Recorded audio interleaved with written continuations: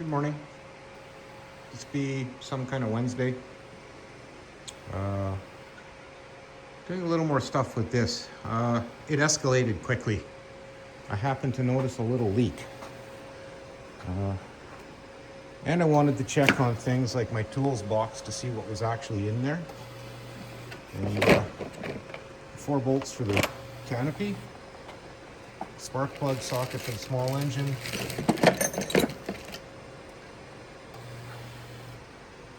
I haven't really found a place to use the screwdriver yet. So there's that. What is this guy? 13? 13?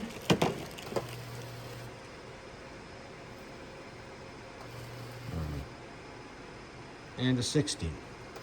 I've used 13 and 15. Haven't used a 16 yet.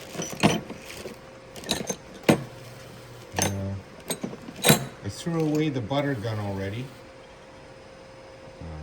This doesn't really fit much of anything either. Ooh, the chroming on that is terrible. Anyway, let's grab a light and take a look. Took a look.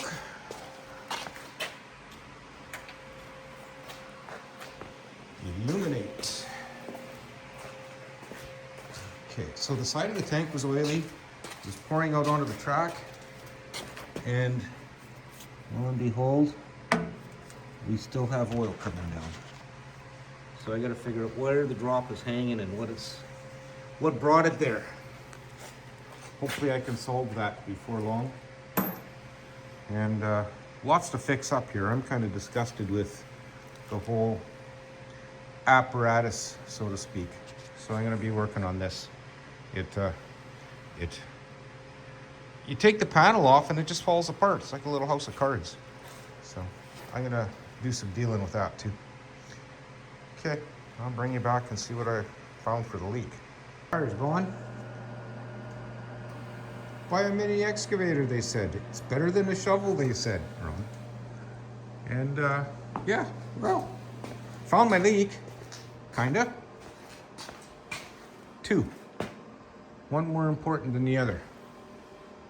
I think there's a pinhole right here. Focus. I don't know. I'm gonna wire wheel it and see if I can see it. And I think I got some special brazing rods I can use. Yeah, it came out easy. I'm draining the return line. And this one here is the return. I'm draining it. I know where to cut it so I can put my filter in line. Excuse me. So that's out. Might have to change a couple of O-rings on it. I hope I have. But yeah, it looks like a pretty simple fix-ish. Not what I was planning to do, but this thing can't leak hydraulic oil. And that's on the suction side too, so it would be pulling air. Yeah, interesting. Oh, and where this cap bolts onto the top of the oil tank, there's an O-ring on the tank. Yeah, no there wasn't. So I gotta find an O-ring for it. I'll probably just end up making one. Yeah, that shouldn't be a problem. Or I'll make a gasket. Difference between an O-ring and a gasket. Either way, it's gonna seal. Yeah, so I'm just gonna keep moving on. And Buddy Keith is gonna come help, and we're going to get this thing sorted out. So in the meantime, I'm waiting for snow. I'm procrastinating.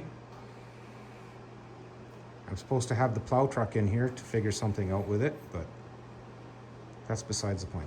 Anyway, pellet stove is roaring, so I guess next is to try and figure out that leak. So I'm gonna get on that. That's winding down. I'm winding down. So here we are. I It's crooked in there. I gotta make a bracket yet, and then I'll have to turn the hose a little, make a little oil leak. Should get a bracket. It's not going to be in the way of anything. So anyway, the oil tank is about there. The leak was a pinhole in the elbow. Where's my, there it is. There's an elbow in the bottom of the tank where that line connects. There was a pinhole. Found it, fixed it. I just blow air into the fitting with my blowgun and spray soapy water on the outside. You get a bubble, you know there's a leak. So that's done. Next step is the cushion valve. I got to get a couple of lines made and get a couple of adapter fittings, ORB to DIN light, but I don't know what size yet. I know Dwayne's got fittings, so I'll check that. Keith came and he was a rock star today helping me with this stuff. So yeah, this is coming along slowly, but every step I think is an improvement. So we got the AW46 in it. Oh, there was a thing.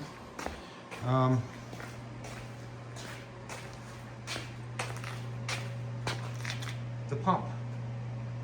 That pump, I took it off the barrel, and that's how I pumped out the oil tank. So that worked out really slick.